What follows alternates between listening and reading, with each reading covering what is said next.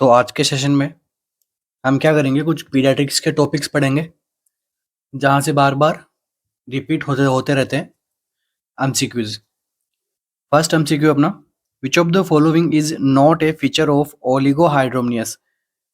Options में से कौन सा ऐसा ऑप्शन है जो ओलिगोहाइड्रोमनियस का फीचर नहीं है, या फिर ओलिगोहाइड्रोमनियस में क्या नहीं होता है, यह आपसे पूछा गया है यहाँ पे।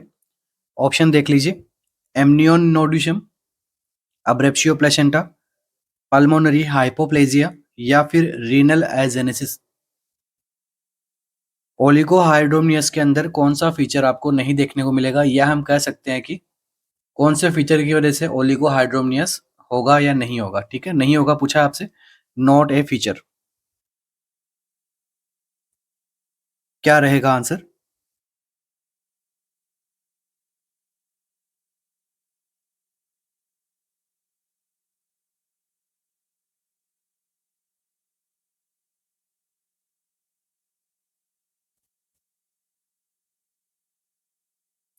तो देखिए यहां पर अपना जो आंसर रहेगा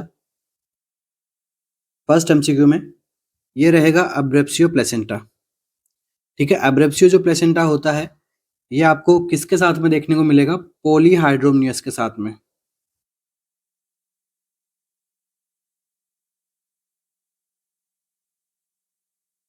ठीक है, पॉलीहाइड्रोमनियस के साथ में आपको कौन सा फीचर देखने को मिल सकता है?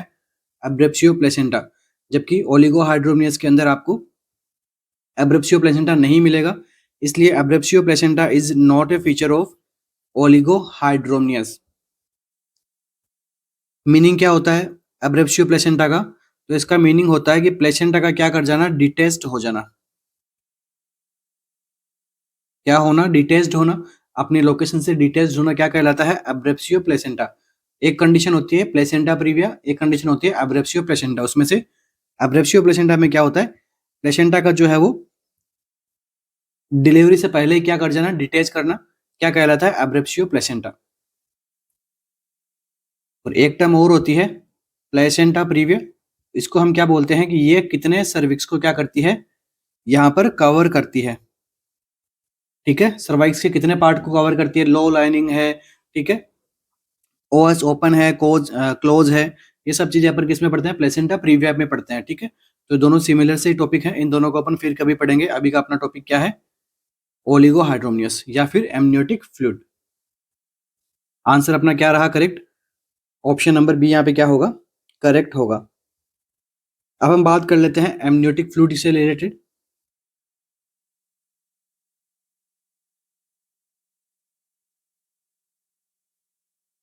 जितने भी टाइप के एमसीक्यूज बनेंगे हम यहाँ से जो है कवर अप कर लेंगे। एमसीक्यू सेशन के अंदर हम ये पढ़ेंगे टॉपिक। एमसीक्यू बनता है हर एग्जाम में, एक एमसीक्यू आपको यहाँ पे मिनिमम देखने को मिलता है। सबसे पहला एमसीक्यू तो नहीं है, फॉर नॉलेज क्या रहेगा? दूसरा नाम क्या रहता है इसको? हम क्या कहते हैं एमनियोटिक फ्लूइड को? लिकर एमनी।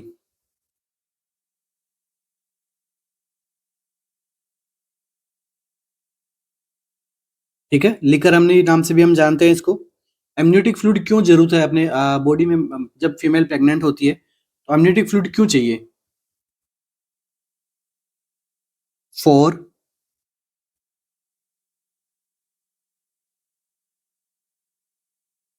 Distend uterus. यूट्रस को डिस्टेंड करता है।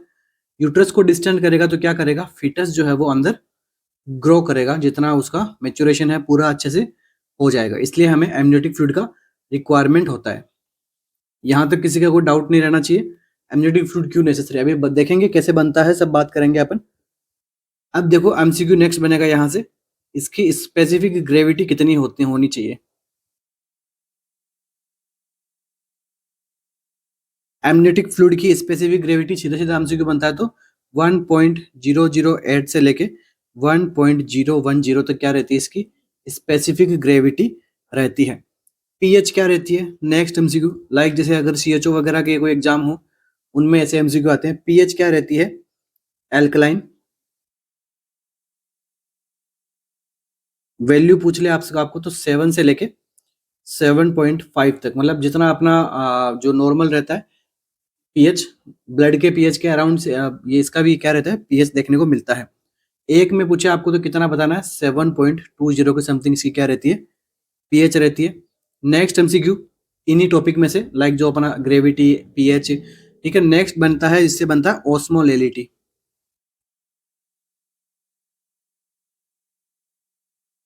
एक तरीके से आपका रिवीजन हो जाएगा। तो ऑस्मोलेलिटी कितनी होती है इसकी, 250 MOSM पर लीटर। अब ये यहाँ पे मैंने ऑस्मोलेलिटी क्यों बताया, मैं आगे चल के बताऊंगा आपको।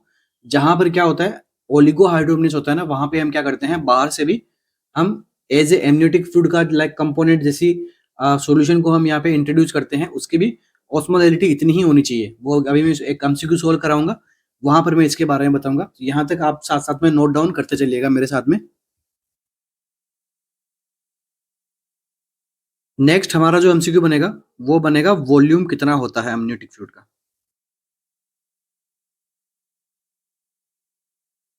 तो सबसे पहले देखो वॉल्यूम की बात करते हैं, तो 3 एमसीक्यू बनते हैं।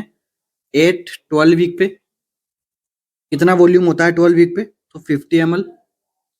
सेकेंड एमसीक्यू हमारे जो 36 से लेके 38 वीक के पास, यहाँ पर कितना रहता है, 1000 ml के पास में, ठीक है। और यहाँ पर 40 वीक्स, 40 वीक्स के अराउंड कितना होता है, कितना देखने को मिलता है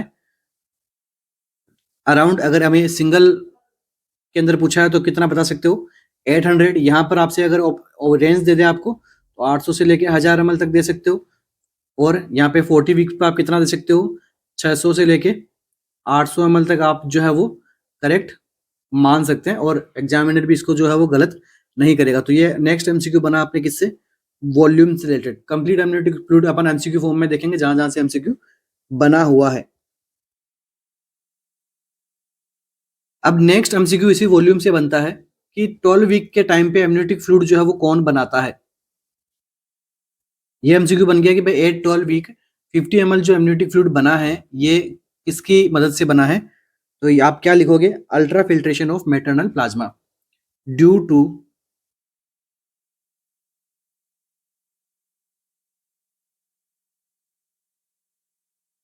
अल्ट्रा फिल्ट्रेशन ऑफ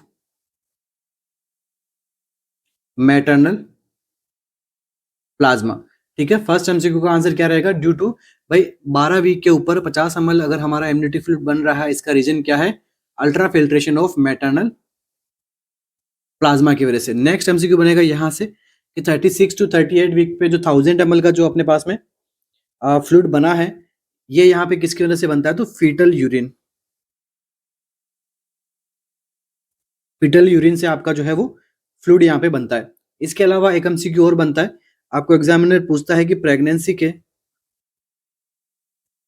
12 से लेके 20 वीक पे जो एमनियोटिक फ्लूइड बनता है वो किसकी मदद से बनता है, सो डिफ्यूजन फ्रॉम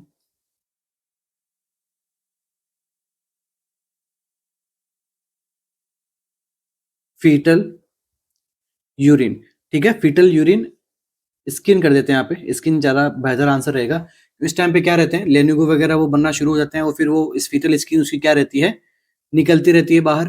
ठीक है, और मैटरनल प्लाज्मा भी यहाँ पे जो है वो आता रहता है। और जब आपको लास्ट में पूछे कि एकदम सबसे ज्यादा अमाउंट के अंदर एमनियोटिक फ्लूइड कौन बना रहा है, किसकी वजह से बना रहा है, तो यहाँ पर आंसर क्या रहेगा, फीटल यूरिन का यहाँ पे कॉन्ट्रीब्यूशन सबसे ज्यादा होता है। अब देखिए एक टर्म होती है जिसको हम क्या बोलते हैं, कॉर्निफिकेशन।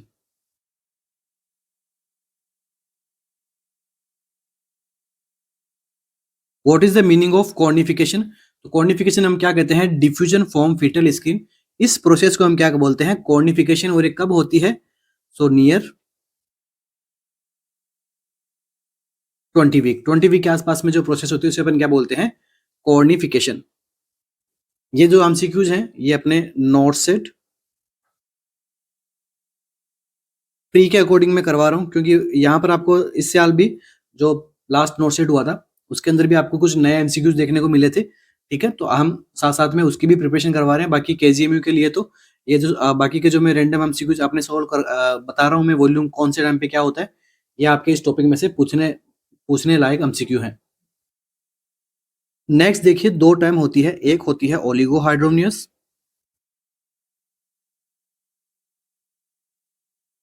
और दूसरा होता है पॉलीहाइड्रोनियस। इसका क्या मीनिंग होता है? ओलिगोहाइड्रोनियस कब कहते हैं? जब एमनियोटिक फ्लूइड लेस देन कितना 200 ml रहे। ठीक है, कब कब रहे 200 ml? 16 वीक पे, 36 वीक पे, 40 वीक पे या फिर 44 वीक पे? कब रहेगा? Eight term. एट टर्म की बात हो रही है, हमेशा ध्यान रखना, डेफिनेशन अगर इसकी पूछ ले तो एट टर्म वहां पे मेंशन रहना चाहिए। और पॉलीहाइड्रोनियस कब कहोगे आप? अगर इसका लेवल जो है वो आपको कितना देखने को मिले? More than 2000 ml। ठीक है, या फिर कुछ जगह पे कितना दे रखा है? 1500 से 2000 ml भी कुछ बुक्स के अंदर दे रखा है। अगर आपको ऑप्शन में 2000 मिले तो आपका करेक्ट किसको करके आना है? 2000 ml के अंदर। ये भी कब की बात हो रही है? एट टर्म की। यहां तक जो भी एमसीक्यू मैंने पढ़ाए हैं इनमें से एक भी आपके डाउट नहीं बचना चाहिए। नेक्स्ट देखिए, इसी टॉपिक को आगे कंटिन्यू करते हुए हम बात करते हैं कि जो फीटस होता है वो क्या करता है?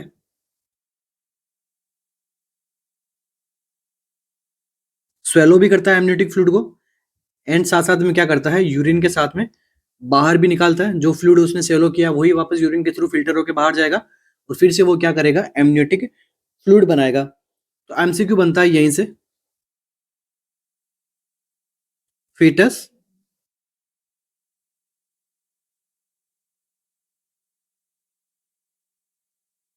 Swallowing movement start. कितने वीक के ऊपर फीटस का स्वेलोइंग मूवमेंट शुरू होता है? तो ये होता है 10 to 12 week of pregnancy. Next MCQ, एक दिन के अंदर फीटस कितना स्वेलो कर पाता है? तो 200 to 5 ml फ्लूइड स्वेलोड। एक दिन के अंदर जो है वो फीटस इसको इतना यहाँ पे एमनियोटिक फ्लूइड को क्या कर सकता है? स्वेलो कर सकता है और वापस से इसको रिलीज कर सकता है। तो यहाँ तक अपन ने कुछ 10 से 12 एमसीक्यू देखे हैं एमनियोटिक फ्लूइड से रिलेटेड।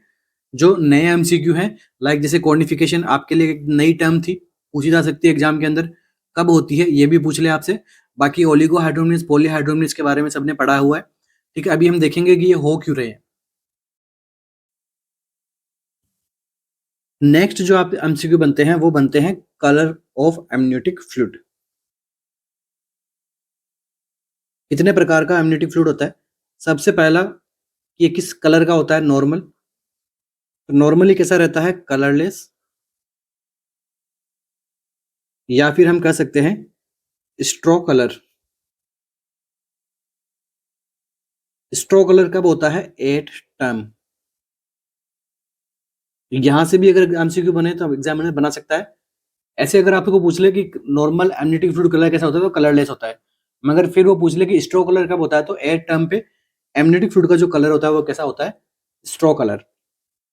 नेक्स्ट देख लीजिए, ग्रीन कलर एमनियोटिक फ्लूइड कब होता है?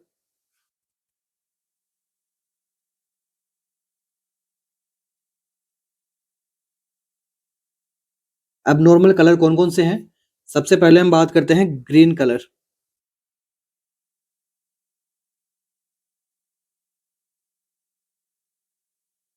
यहां से एमसीक्यू बनता है तो बनेगा ग्रीन कलर होता क्यों है?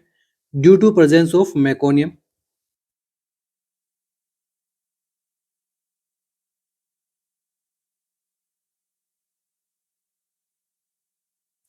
अब देखो कंडीशन क्या आएगी फीटस के अंदर।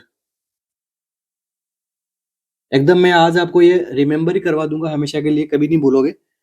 जब फीटस क्या करता है कि जो एमनियोटिक फ्लूइड के अंदर मेकोनियम पास आउट करता है फीटस उसको स्वेलो करता है, तो ये कंडीशन जो है, अब जब मेकोनियम वाला जो एमनियोटिक फ्लूइड फीटस स्वेलो करेगा तो उसको क्या होगा? फीटल को डिस्ट्रेस होगा।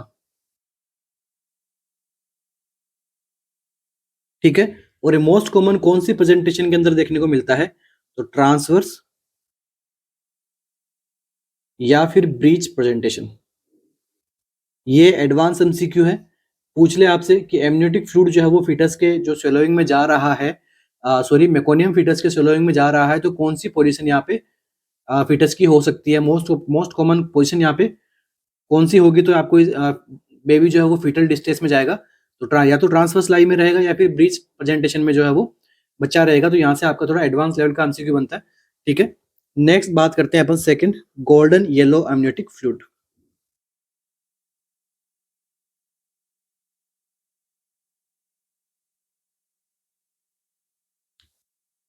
गोल्डन येलो कलर जो है वो कैसे बनेगा, देख लीजिए, बिलीरुबिन की वजह से।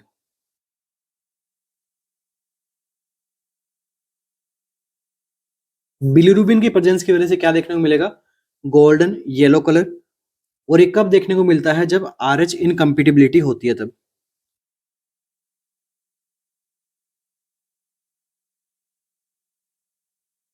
जब RH इनकम्पिटिबिलिटी होगी तो क्या होगा, बिलीरुबिन बनेगा, और बिलीरुबिन बनने की वजह से क्या होगा, एमनियोटिक फ्लूइड का जो कलर है कैसा आएगा, गोल्डन येलो कलर। अब एमसीक्यू यहां से बनेगा कि RH जो इनकम्पिटिबिलिटी हुई है तो वो होगा किस रीजन, क्या होगा यहाँ पर, रीजन का होगा कि जो मदर है उसका तो RH क्या रहेगा यहाँ पर नेगेटिव, एंड फीटस का जो RH है वो क्या रहेगा यहाँ पर पॉजिटिव। ठीक है, मदर का नेगेटिव और फीटस का पॉजिटिव। अगर ऐसा RH फैक्टर बन जाता है तो क्या होता है, RH इनकम्पिटिबिलिटी होती है, जिसके लिए क्या लगाते हैं अपन, इंजेक्शन लगाते हैं रोगाम नाम से। ठीक है, तो वो आगे हम देखेंगे कभी 300 माइक्रोग्राम करके 1500 इंटरनेशनल यूनिट वगैरह। ठीक है, वो अपन फिर कभी बात करेंगे, ऐसे मेरा पढ़ाया हुआ है यूट्यूब के ऊपर, कंप्लीट पढ़ाया हुआ है। ठीक है, तो गोल्डन एम्यूनिटिक कलर कैसा आया, ये हो गया, रीजन हमने जान लिया, और रीजन का भी रीजन हमने देख लिया। क्या ये एमसीक्यू बनता है डायरेक्ट कि मदर का RH नेगेटिव होगा, फीटस का RH पॉजिटिव होगा, तो क्या होगा, इससे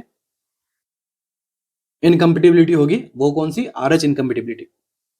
और RH इनकम्पिटिबिलिटी होगी तो क्या लेवल बढ़ेगा, जो एम्नियोटिक फ्लूइड का कलर येलो होगा, गोल्डन येलो होगा, तो बिलीरुबिन का जो लेवल है वो बढ़ेगा। यहाँ पर क्या हो रहा था, मेकोनियम को वो क्या कर रहा था, इंजेस्ट कर रहा था। 5 MCQ हो चुके हैं अब तक। नेक्स्ट देख लीजिए, थर्ड वन कलर पैटर्न की बात करते हैं, तो वो होता है टोबैको जूस।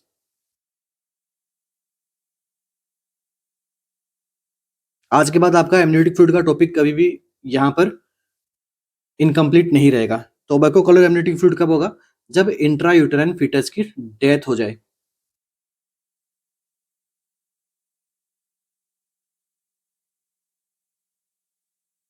नेक्स्ट बात करते हैं फोर्थ वन, सैफरॉन कलर।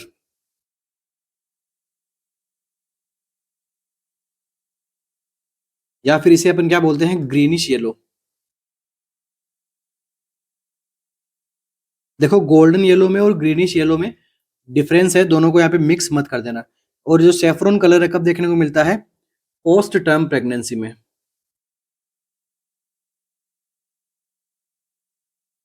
या फिर इसको हम क्या कह सकते हैं, 42 वीक या फिर उससे ज्यादा के टाइम पीरियड के अंदर कैसा कलर हो जाएगा, ग्रीनिश येलो कलर या फिर saffron colour. And last one जहां से एमसीक्यू बनता है, ये है डार्क रेड कलर। ठीक है, तो ये किस वजह से देखने को मिलता है आपको, एब्रेप्सियो प्लेसेंटा की वजह से। यहाँ पे क्या देखने को, जब प्लेसेंटा डिटेच होगा तो वहां पे ब्लीडिंग देखने को मिलेगी आपको। और अगर इसके बीच में पूछ ले तो यह होगा concealed variety of abruptio placenta. Concealed abruptio placenta के टाइप के अंदर क्या देखने को मिलेगा, dark red colour amniotic fluid जो है वो देखने को मिलेगा। तो यहाँ पर आपने क्या देख लिया, सारे के सारे एमनियोटिक फ्लूइड के कलर पे ऊपर एमसीक्यू 5 MCQ टाइप के बनते रहते हैं मोस्ट कॉमन, ये हम सबने देख लिया है। चलिए नेक्स्ट आगे मूव करते हैं। अब देखिए कुछ बचे हुए एमसीक्यूज है इस टॉपिक में से। क्या है, एक साइड में मैं लिख रहा हूँ ओलिगोहाइड्रोनियस,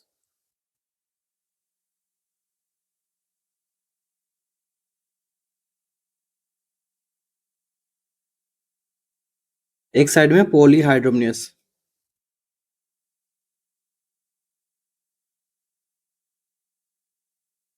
तो देखिए ओलिगोहाइड्रोनियस कब होता है, जब एमनियोटिक फ्लूइड जो है वो less than 200 ml at time पे। और पॉलीहाइड्रोनियस कब देखने को मिलता है, जब एमनियोटिक फ्लूइड का लेवल कितने से ज्यादा हो जाए, 2 लीटर से ज्यादा एट टाइम पे। सबसे पहला एमसीक्यू प्रिपेयर होते हुए अपने लिए। सेकंड एमसीक्यू देखिए, यूएसजी के अंदर जब आप असेसमेंट करोगे तो जब एमनियोटिक फ्लूइड को असेसमेंट करने के लिए हम दो चीज देखते हैं। एक हम देखते हैं amniotic fluid index,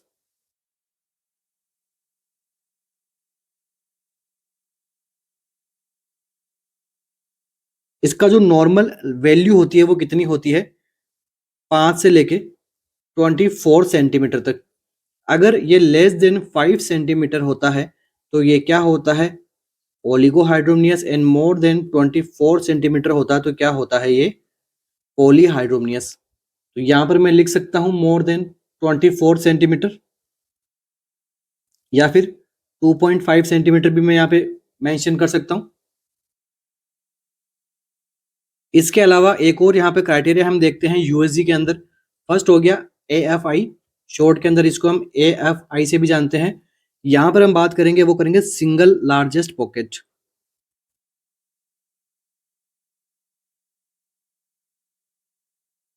single largest pocket क्या होता है? अपन एब्डोमेन के ऊपर कुछ क्वाड्रेंट के अंदर इसको डिवाइड करते हैं, ठीक है। उसके अंदर अलग अलग 4 पॉकेट बनाते हैं, उन पॉकेट्स का अपन क्या करते हैं? डेप्थ चेक करते हैं यहाँ पे, ठीक है। तो सिंगल लार्जेस्ट पॉकेट का यहाँ पर क्या देखने को मिलेगा आपको? डेप्थ देखते हैं इसके अंदर। अगर डेप्थ के अंदर ये लेस देन 2 सेंटीमीटर होता है तो क्या होगा?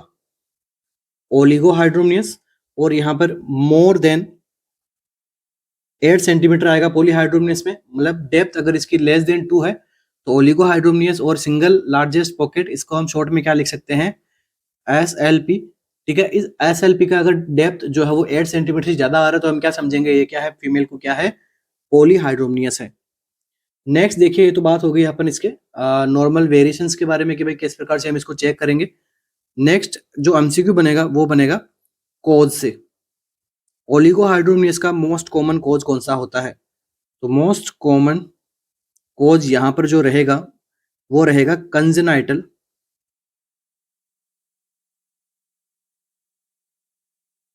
रीनल प्रॉब्लम, ठीक है। कंजेनाइटल रीनल प्रॉब्लम, इसको हम क्या लिख सकते हैं? Renal agenesis. इसको हम एक कंडीशन और लिख सकते हैं यहाँ पे, हॉर्सशू शेप किडनी।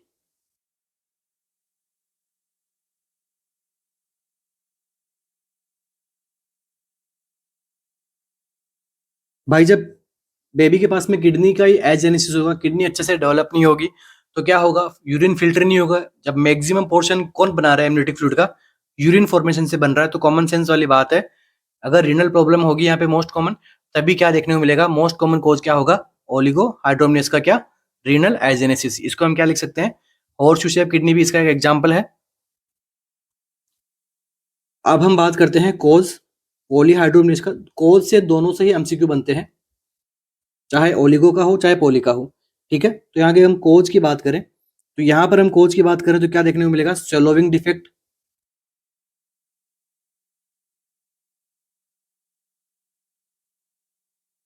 ठीक है। स्वेलोविंग डिफेक्ट, अगर जो बच्चा है एमनियोटिक फ्लूइड को स्वेलो नहीं करेगा तो वो यूरिन के थ्रू अगर ज्यादा बन रहा है, ठीक है, तो यूरिन, देखो बच्चे को फ्लूइड कैसे मिल रहा है? प्लेसेंटा के थ्रू मिल रहा है, अम्बिलिकल आर्टरीज वेन से मिल रहा है, तो फ्लूइड तो उसके पास से मिल रहा है। मगर जब वो स्वेलो नहीं करेगा तो जो यूट्रस के अंदर जो एमनियोटिक फ्लूइड बना के, तो यूरिन तो बनता रहेगा, मगर जब वो स्वेलो नहीं करेगा तो ऑटोमेटिकली क्या रहेगा? एमनियोटिक फ्लूइड का लेवल जो है वो बॉडी के अंदर, फीमेल के अंदर देखने को मिलेगा। अब स्वेलोविंग डिफेक्ट कौन कौन से मिल सकते हैं? तो देखिए, इसोफेजियल एट्रेसिया,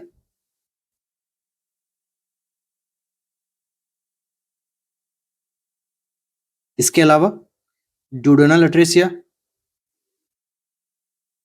इसके अलावा इंटेस्टाइन में कोई प्रकार का ऑब्स्ट्रक्शन हो जाए।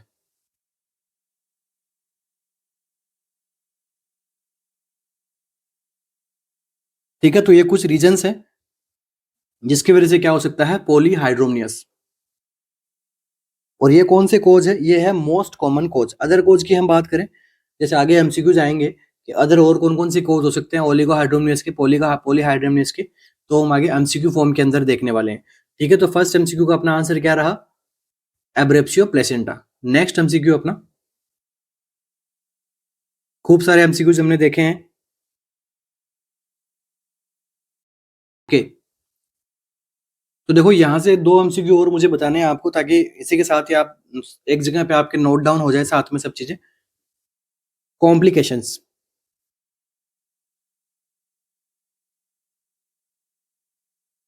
कॉम्प्लिकेशन क्या होगी अगर ओलिगोहाइड्रोमनियस हो गया तो देखिए पहले से क्या है,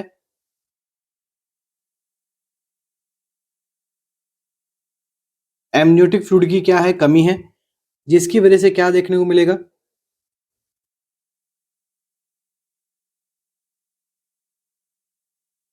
ड्यू टू लेस स्पेस, 4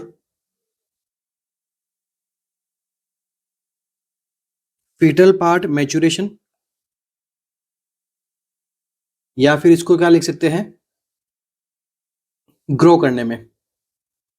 इसकी वजह से जो कॉम्प्लिकेशन होगी, जहां से एमसीक्यू बनेगा, ये होगा पल्मोनरी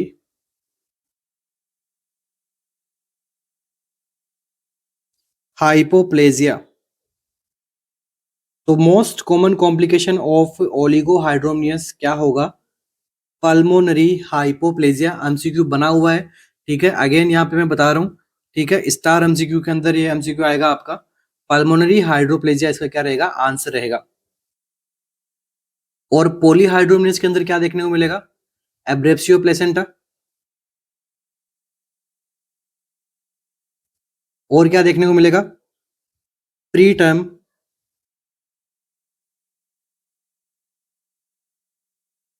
रैप्चर ऑफ मेम्ब्रेन, जो किसमें हो रहा था, एब्रेप्सियो प्लेसेंटा के अंदर प्लेसेंटा डिटैच हो रहा था, ठीक है, एक तरीके से उसके अंदर भी क्या था, रेप्चरेशन ही था अटैचमेंट के अंदर।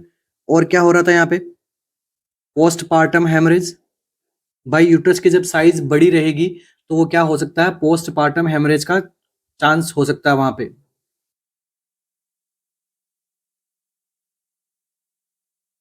और क्या देखने को मिलेगा, जब यूट्रस की साइज बड़ी रहेगी तो क्या रहेगा, यूट्रस को अपनी प्री प्रेग्नेंट स्टेज में जाने में प्रॉब्लम होगी, तो इस कंडीशन को हम क्या बोलेंगे, सब इनोवुलेशन ऑफ यूट्रस।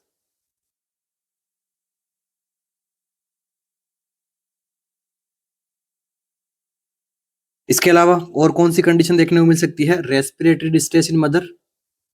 भाई जब देखो एब्डोमेन का साइज बड़ा होगा तो लंग्स पे क्या पड़ेगा, प्रेशर पड़ेगा, तो क्या देखने को मिलेगा, रेस्पिरेटरी डिस्ट्रेस। और क्या देखने को मिलेगा, इंक्रीज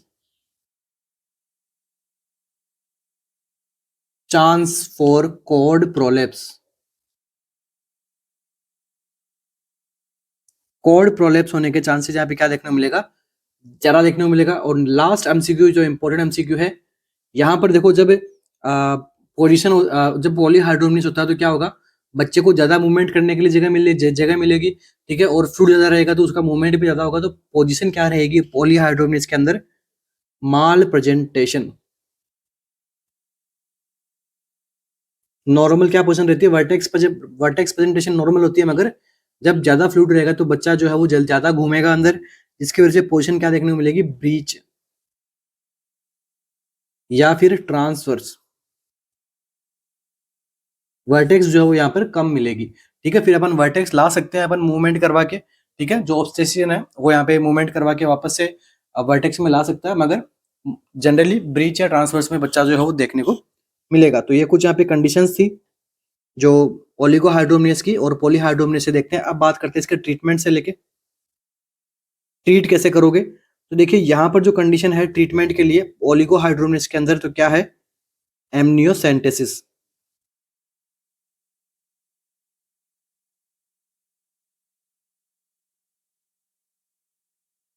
क्या कर सकते हो आप, एमनियोसेंटेसिस कर सकते हैं। कैसे करोगे,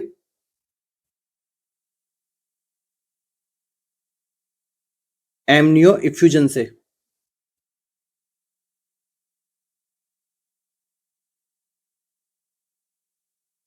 ठीक है, एमनियोटिक फ्लूइड वापस डालोगे, कौन सा एमनियोटिक फ्लूइड डालोगे यहाँ पे, एमसीक्यू बनेगा, वो बनेगा नॉर्मल सेलाइन।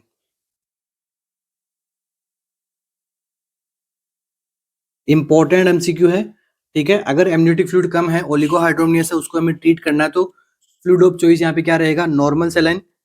टेम्परेचर क्या रहेगा यहाँ पे,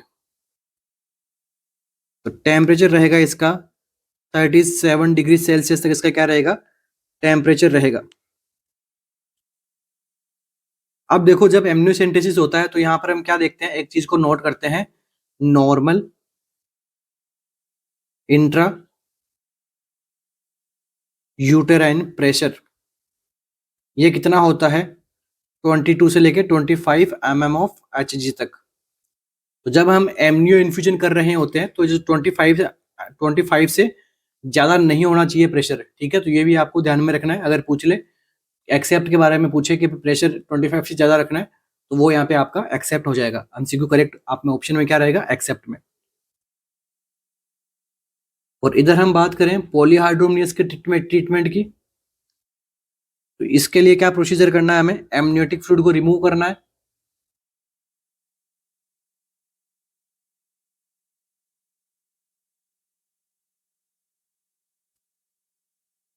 क्या रेट से करोगे, एमसीक्यू बना हुआ है तो 500 ml पर आवर की रेट से कितना कर सकते हो, मैक्स मैक्स रिमूव कितना कर सकते हो, तो 500 से 2000 ml पर ml तक यहाँ पे क्या कर सकते हो आप, इसको रिमूव कर सकते हो। और ये यूएसजी गाइडेड होना चाहिए, ठीक है। दोनों ही जो एमनियोसेंटेसिस प्रोसीजर है किसके गाइडेड होना चाहिए, with the help of USG machine, ultrasonography machine के साथ में क्या क्या करना चाहिए, इसको काम में लेना चाहिए।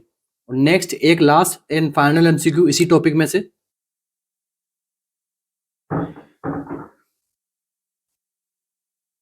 ड्रग यूज्ड फॉर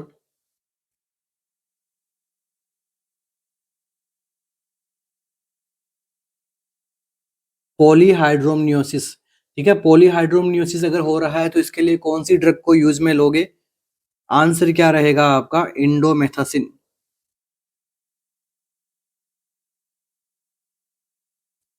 क्या आंसर रहेगा यहाँ पे, indomethacin.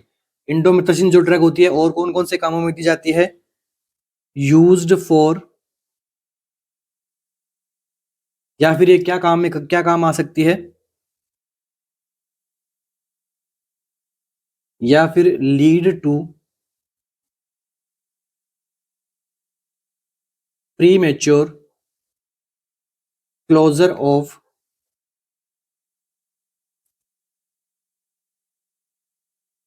Ductus arteriosus. Ductus arteriosus का आपको प्रीमेच्योर क्लोजर करवाना है तो कौन सी ड्रग दोगे, इंडोमेथासिन ड्रग को जो है वो काम में लोगे। और ये क्या करता है, पॉलीहाइड्रोमनियस वाली कंडीशन है, एक्सेस अमाउंट के अंदर यूरिन बन रहा है, ठीक है। तो यहाँ पर इसको क्या कर सकता है, ये सप्रेस करेगा, और जो पॉलीहाइड्रोमनियस वाली कंडीशन है इसको ट्रीट करेगा। तो अपने बहुत सारे एमसीक्यूज देख लिए हैं केवल और केवल एमनियोटिक फ्लूइड से, ठीक है। बोर तो नहीं हो गए, आई थिंक आपको काफी सारे एमसीक्यूज मिले हैं, आपने नोट किए होंगे, कुछ नए एमसीक्यू थे और बहुत सारी चीजें ऐसी थी जो आपकी पढ़ी हुई थी, मगर एक साथ में सबका रिविजन होना जरूरी था। और केजीएमयू के अंदर आपको 100% यहाँ से आपको एक एमसीक्यू, दो एमसीक्यू आपको कंफर्म देखने को मिलेंगे। नेक्स्ट एमसीक्यू अपना, intrauterine growth restriction is caused by all of the following except, ठीक है। कौन सा ऐसा एक ऑप्शन है जो इंट्रायूटेराइन ग्रोथ रेस्ट्रिक्शन नहीं करवाता है, ठीक है। क्या पूछा आपसे, एक्सेप्ट में पूछा है, सारे के सारे ऑप्शंस कौन से हैं, आईयूजीआर का एक को छोड़ के, रीनल हिमार्थ्रोसिस, डायबिटीज विथ वैस्कुलोपैथी, हाइपरटेंशन, या फिर सिकल सेल एनीमिया। कौन सी कंडीशन जो है इंट्रायूटेराइन ग्रोथ रिटार्डेशन नहीं करवाएगी, ग्रोथ रेस्ट्रिक्शन नहीं करवाता है।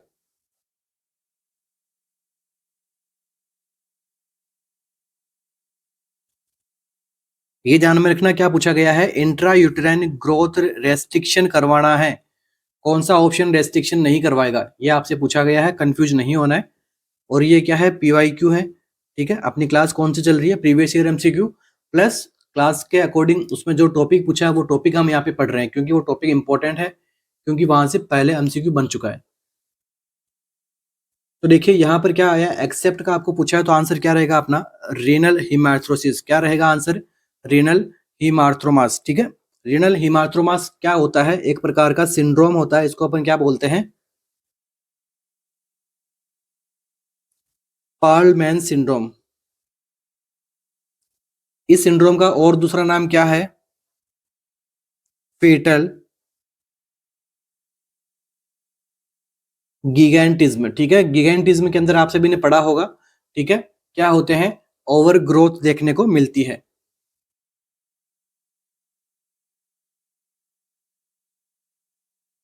फेटल ओवर ग्रोथ। मगर यहाँ पे तो क्या पूछा गया है, रेस्ट्रिक्शन का पूछा गया है ना, इसलिए अपना फर्स्ट एमसीक्यू का इसका आंसर अपना क्या रहेगा, फर्स्ट ऑप्शन रहेगा क्या, रीनल हिमार्थ्रोमास, ठीक है। रीनल हिमाटोमास इसका क्या रहेगा, आंसर रहेगा। और ये कौन सी कंडीशन से लिंक होता है, पॉलीहाइड्रोमनियस से।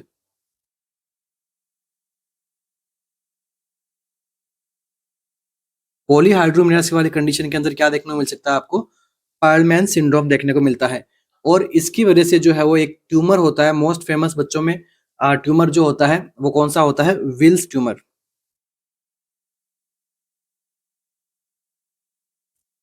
इसकी जो है वो रिस्क यहाँ पे इंक्रीज होती है, ये भी ध्यान में रखना, एमसीक्यू बन सकता है। और कौन कौन से फैक्टर हैं? देखो यहाँ पे तो इंट्रा यूटेराइन है ना, तो फैक्टर की कौन से फैक्टर की बात हो रही है? Maternal factor. और कौन कौन से मैटरनल फैक्टर है जिससे आईयूजीआर हो सकता है?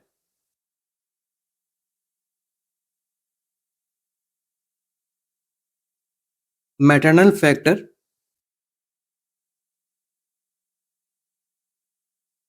एसोसिएटेड विथ आईयूजीआर, तो देख लीजिए, हाइपरटेंशन, रीनल डिजीज,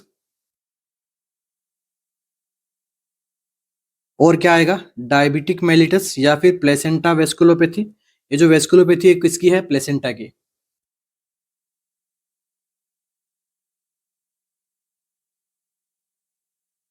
आईयूजीआर की बात करें, इंट्रा यूटेराइन ग्रोथ रेस्ट्रिक्शन हो रहा है वहां पे, ठीक है। कौन नहीं करवाता रेस्ट्रिक्शन? तो ऑप्शन नंबर 1। और क्या देखने को मिलेगा? हाइपोक्सीमिया। और क्या देखने को मिलेगा? माल न्यूट्रिशन। इसके अलावा और क्या देखने को मिलेगा यहाँ पे? सिकल सेल एनीमिया देखने को मिलेगा पेशेंट के अंदर। ड्रग्स, ड्रग में कौन सी? Narcotic drugs, alcohol, cigarettes,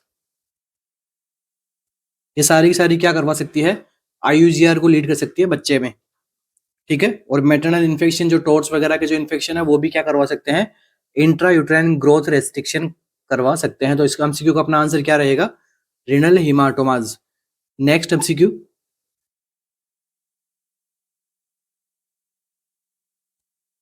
which of the following is not affected in asymmetric intrauterine growth restriction? ठीक है, कौन सा ऐसा ऑप्शन है जो अफेक्ट नहीं होगा एसिमेट्रिक इंट्रायूटेराइन ग्रोथ रेस्ट्रिक्शन से? सबक्यूटेनियस फेट, मसल्स, लीवर और ब्रेन, ठीक है। देखो पीडिया के एमसीक्यू सॉल्व कर रहे हैं और एमसीक्यू भी कौन से हैं? पीवाईक्यू, ठीक है। एम्स के एमसीक्यू सारे के सारे। क्या रहेगा आंसर यहाँ पे? Not affected in asymmetric intrauterine growth restriction.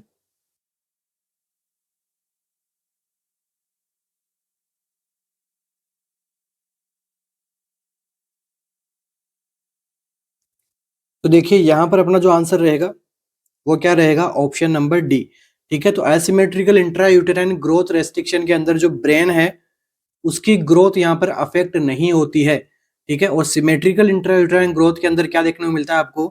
Patient का हेड सर्कमफ्रेंस, लेंथ और वेट जो है वो इक्वली अफेक्ट होते हैं। तो देखिए एक साइड में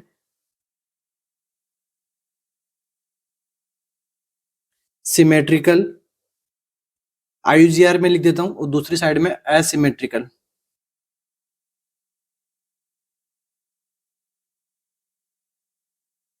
ये दो है। अब देखिए सिमेट्रिकल आईयूजीआर के अंदर, सिमेट्रिकल इंट्रायूटेराइन ग्रोथ डायलेटेशन के अंदर आपको क्या देखने को मिलेगा? पेशेंट का हेड सर्कमफेरेंस, इसके अलावा उसकी लेंथ, इसके अलावा उसका वेट।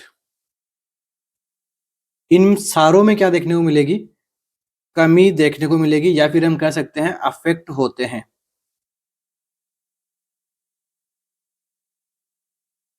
इसे हम क्या कहते हैं? Symmetrical intrauterine growth retardation.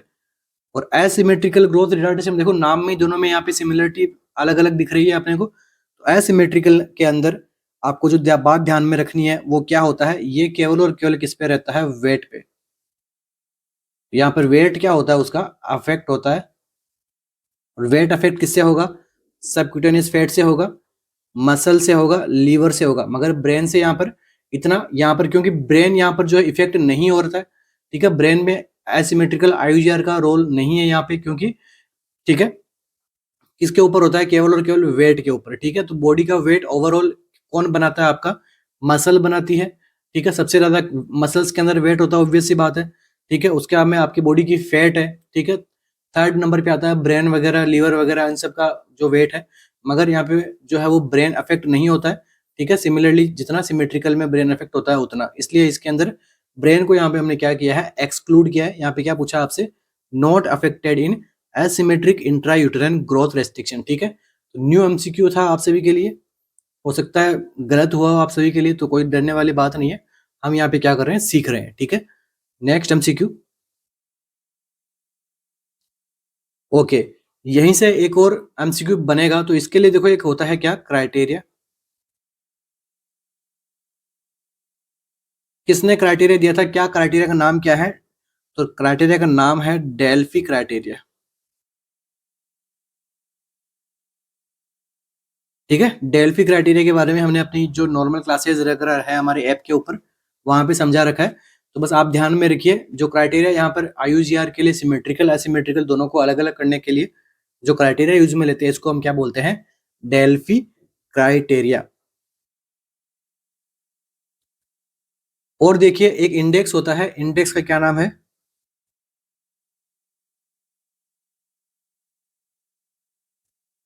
पॉन्ड्रल index, ठीक है। ये इंडेक्स यहाँ पे सिमेट्रिकल आईयूजीआर के अंदर क्या रहता है, नॉर्मल रहता है, और एसिमेट्रिकल आईयूजीआर के अंदर एबनॉर्मल रहता है। तो ये भी आपको ध्यान में रखना है पॉन्ड्रल इंडेक्स के बारे में, ये भी हमने हमारी क्लासेस के अंदर पढ़ा रखा है। सब कुछ जो हम यहाँ पे हमारी यूट्यूब क्लास के अंदर नहीं दे सकते, ठीक है, फॉर सम रीजंस, इसलिए जो है आप इतना ध्यान में रखिए, पॉन्ड्रल इंडेक्स यहाँ पे अफेक्ट किसमें होता है, एसिमेट्रिक आईयूजीआर के अंदर। बाकी आपको पढ़ना है पॉन्ड्रल इंडेक्स और डेल्फी क्राइटेरिया के बारे में, तो आप कमेंट्स के अंदर बता सकते हो, वहां पर हम आपको इसको एक्सप्लेन कर देंगे।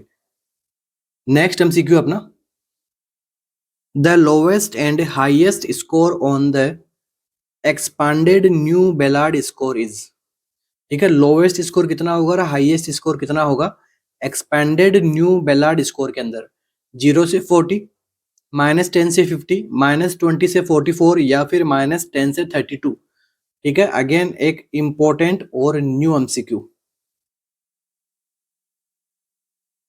और है ये पीवाईक्यू एमसीक्यू, ठीक है। जैसे एमएससी एंट्रेंस एग्जाम में पूछा गया था, ये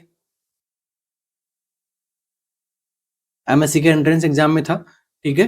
तो न्यू बेलार्ड स्कोर, जिसे हम क्या बोलते हैं, एक्सपांडेड न्यू बेलार्ड स्कोर, यहाँ पर हाईएस्ट और लोवेस्ट स्कोर कितना होता है, ये आपसे पूछा गया था।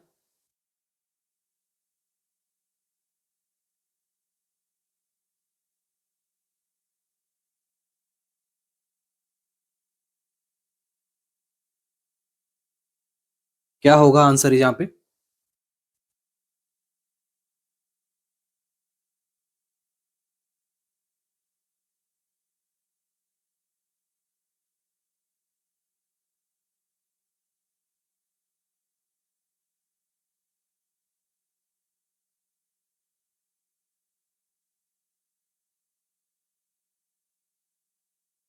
तो देखिए यहाँ पर सबसे पहले आपको ये ध्यान में रखना है कि जो बेलार्ड स्कोर है ये काम में क्यों आता है। यूज्ड टू असेस, सीधा सीधा एमसीक्यू बनता है यहाँ से, used to assess physical and neuromuscular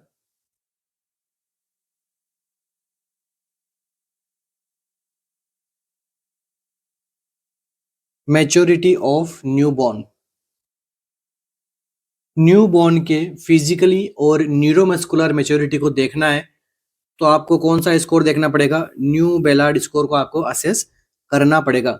second MCQ यहीं से कि इसके अंदर क्राइटेरिया कितने होते हैं, कितने क्राइटेरिया होते हैं, तो 6 क्राइटेरिया जहां पर आपको देखने को मिलेंगे, ठीक है। 6 क्राइटेरिया की मदद से आप क्या क्या यहाँ पे असेस करोगे, फिजिकल और न्यूरोमस्कुलर मैच्योरिटी को देखेंगे किसकी, न्यूबॉर्न की। नेक्स्ट, कब कैलकुलेट करते हैं, फिर कौन सी गेस्टेशनल एज को यहाँ पे कैलकुलेट किया जाता है। Next MCQ, it can use to calculate the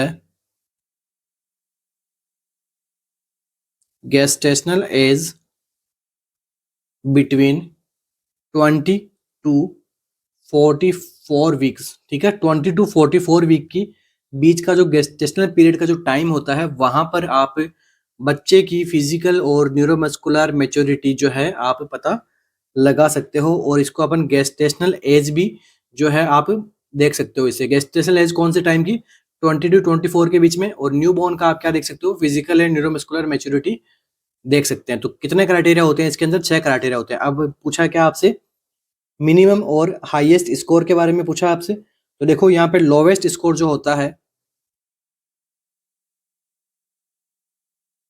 और हाईएस्ट, लोवेस्ट और हाईएस्ट स्कोर कौन सी में, एक्सपांडेड न्यू बेलार्ड स्कोर के अंदर। ध्यान में रखना, नाम में पढ़ने में गलत मत कर देना, एमसीक्यू आ सकता है आपके एग्जाम में, ठीक है। तो यहाँ पर देखो लोवेस्ट स्कोर जो वो कितना रहेगा, -10, और यहाँ पे हाईएस्ट स्कोर है ये कितना रहेगा, हाईएस्ट स्कोर जो है कितना रहेगा, 50। तो आंसर नंबर बी यहाँ पे क्या रहता है, करेक्ट आंसर रहेगा। तो highest and lowest and highest score on the expanded new Ballard score के अंदर आंसर क्या रहेगा, -10 to 50। अब देखिए मैंने आपको बताया था कि गेस्टेशनल एज यहाँ पे असेस करते हैं हम कितनी, 20 वीक से लेके 44 वीक की। तो अगर स्कोर के अंदर -10 आया तो आपको इससे क्या जानना है कि उसकी गेस्टेशनल एज कितनी है अभी, 20 वीक। एमसीक्यू है, सीधा सीधा एमसीक्यू है। अगर आपने एक्सपांडेड न्यू बेलार्ड स्कोर से आपने स्कोर निकाला और बेबी का स्कोर कितना मिला आपको, -10, तो इसमें उसकी गेस्टेशनल एज अभी कितनी होगी, 20 वीक, ठीक है। और हाईएस्ट स्कोर के अंदर गेस्टेशनल एज जो है वो कितनी देखने को मिलेगी, 44 वीक्स। तो यहाँ से दो और इम्पोर्टेंट एमसीक्यू, इसीलिए मैंने जो है वो ये यहाँ पे बताया मैंने आपको, 20 to 24 वीक की अपन गेस्टेशनल एज को हम देख सकते हैं, ताकि आपके नीचे आने वाले एमसीक्यूज को लिंक कर सकूं। नहीं तो मैं डायरेक्ट ये बता देता आपको, भूल जाते कुछ देर बाद में। इसलिए देखो साथ साथ में आपको नोट्स बनाते हुए चलना है, ताकि आपको जो है आगे से बार बार में ये वीडियो रिपीट नहीं करना पड़े, ठीक है, आपका टाइम बचेगा। बाकी जो है आप इसका यहाँ पे न्यू बेलार्ड स्कोर का आप इमेज देख सकते हो। वहां पर आपको कहाँ से कहाँ तक, -10 से लेके 50 तक जो है आपको स्कोर मिलेंगे। तो -10 के बाद में -5, उसके बाद में 0, उसके बाद में +5, उसके बाद में 10, उसके बाद में 15, 20, 25, 30, 35, 40, 45 और 50, यहाँ तक क्या क्या मिलेंगे आपको, स्कोर मिलेंगे। उन स्कोर के अकॉर्डिंग आपको क्या करने हैं, साइड में आपको वीक्स लिखे हुए मिलेंगे कि भाई कौन सा स्कोर आ रहा है, तो कितना वीक का भी जो है वो बेबी हो गया होगा। क्योंकि इससे हम क्या पता लगा सकते हैं, गेस्टेशनल एज भी हम कैलकुलेट कर सकते हैं। तो ये काफी एडवांस लेवल का एमसीक्यू बन जाता है। मगर देखो क्या है कि एडवांस लेवल अगर हम पढ़ेंगे, ठीक है, एडवांस आपको आजकल पूछा भी जाता है। प्री में छंटनी करनी होती है स्टूडेंट्स की, फिर मेंस में और अच्छा पेपर बनाते हैं। मेंस में क्या रहते हैं, सिनेरियो बेस्ड देते हैं। और ये अभी हम क्या करवा रहे हैं, प्री के जैसे एग्जाम सोल्व करा रहे हैं, साथ में केजीएमयू निमांस के लिए भी ये उतना ही इंपॉर्टेंट है जितना नॉर्थ साइड के लिए। क्योंकि क्यों है इंपॉर्टेंट, क्योंकि यहाँ पर हम क्या कर रहे हैं, साथ साथ में टॉपिक का डिस्कशन भी कर रहे हैं। और टॉपिक कौन से, जो इंपॉर्टेंट वहां से पीवाईक्यू बन चुके हैं वो टॉपिक। तो ऐसा कोई भी यहाँ पे रैंडम टॉपिक हम नहीं पढ़ा रहे हैं, सारे के सारे इंपॉर्टेंट है। नोट डाउन साथ में करते रहना है आपको। और कोई डाउट्स वगैरह हो मेरी क्लास से, आप आराम से मुझे कमेंट कर सकते हो। और देखिए आप जब सब्सक्राइब करते हो हमारे चैनल को, तो वहां पर आपको क्या करना है, ऑल पे क्लिक करना है, ठीक है। अब वहां पे नीचे लिखा आता है पर्सनलाइज वगैरह, ऐसा कुछ लिखा आता है ना। तो पर्सनलाइज पे आपको कुछ ही वीडियोस के आपको यहाँ पे पता लगेंगे, सारे वीडियोस का पता नहीं लगता जितने भी हम पोस्ट करते हैं यहाँ पे। इसलिए ऑल पे आपको क्या करना, सेलेक्ट करना है, तब आपको क्या रहेगा कि हर वीडियो की नोटिफिकेशन सबसे जल्दी जो है आप सभी के पास में पहुंच जाएगी। तो इसके लिए जो है वो ध्यान में रखना, ऑल पे रखिएगा अपने सब्सक्रिप्शन को, ठीक है। वापस से एक बार अनसब्सक्राइब करके सब्सक्राइब कर लीजिए, वहां पर आपको ऑप्शन मिल जाएगा ऑल, तो आपको ऑल पे करना है। पर्सनलाइज पे ऑटोमेटिकली पर्सनलाइज पे वहां पे रहता है, इसलिए। Next MCQ, all of the following are features of prematurity in a neonate except. सारे के सारे ऑप्शंस में फीचर किसके हैं, प्री मेच्योरिटी के हैं। कौन से के अंदर, किसके अंदर, नियोनेट के अंदर। एक को छोड़ के, मतलब एक ऐसा कौन सा फीचर है जो पोस्ट मेच्योरिटी के बारे में बताएगा। तो देखिए, no crease in sole, insufficient breast nodule, thick ear cartilage, या फिर एम्प्टी स्क्रोटम।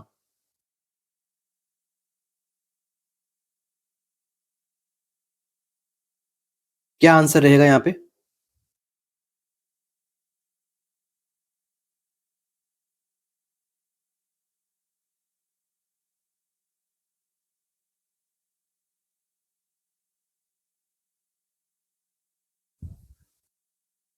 क्या पूछा आपसे? एक्सेप्ट में पूछा है, ठीक है? तो आराम से पता लग रहा है आपको कि भाई जब बच्चा प्री मैच्योर होगा तो क्या-क्या देखने को मिलेगा आपको? नो क्रीज ऑन सोल बिल्कुल मिलेंगे, ठीक है? आपको जो सोल के अंदर किसी प्रकार के क्रीज नहीं देखने को मिलेंगे। ब्रेस्ट नोडुल क्या रहेंगे? इनसफिशिएंट रहेंगे, ये भी सही है। स्क्रोटम का जो है वो डिसेंट लेट मिलेगा आपको अगर प्रीमेच्योर है तो। मगर यहाँ पर देखो एक ऑप्शन ऐसा है कि थिक ईयर कार्टिलेज है, तो ये आपको क्या देखने को क्या बता रहा है आपको? मैच्योरिटी बता रहा है। ये आपको यहाँ पे प्रीमेच्योरिटी नहीं बता रहा है, इसलिए आपका आंसर क्या रहेगा आपके? थिक ईयर कार्टिलेज यहाँ पे आपका करेक्ट आंसर रहेगा, ठीक है? तो इसी के साथ ही आज के अपने सेशन को कंप्लीट करेंगे। तो आज हमने क्या पढ़ा? एमनियोटिक फ्लूइड पढ़ा। एमनियोटिक फ्लूइड के साथ-साथ में हमने क्या देखा? आईयूजीआर के बारे में एमसीक्यू देखा। आईयूजीआर के अलावा और हमने क्या देखा? बेलार्ड स्कोर में कौन से? एक्सपांडेड न्यू बेलार्ड स्कोर के बारे में पढ़ा हमने। लोवेस्ट पॉइंट देखे, हाईएस्ट पॉइंट देंगे, उसके क्राइटेरिया देखा और गेस्टेशनल एज को हम कैसे पता लगाते हैं वो हमने निकाल लिया, ठीक है? अब अगर आपको वहाँ पे बेलार्ड स्कोर आपको दे देंगे, उसके सामने आप आराम से उसका गेस्टेशनल एज भी आप निकाल सकते हो। तो इतने अपन ने एमसीक्यूज यहाँ पे सोल्व कर लिए, तो आपको घबराने की कोई नीड है नहीं।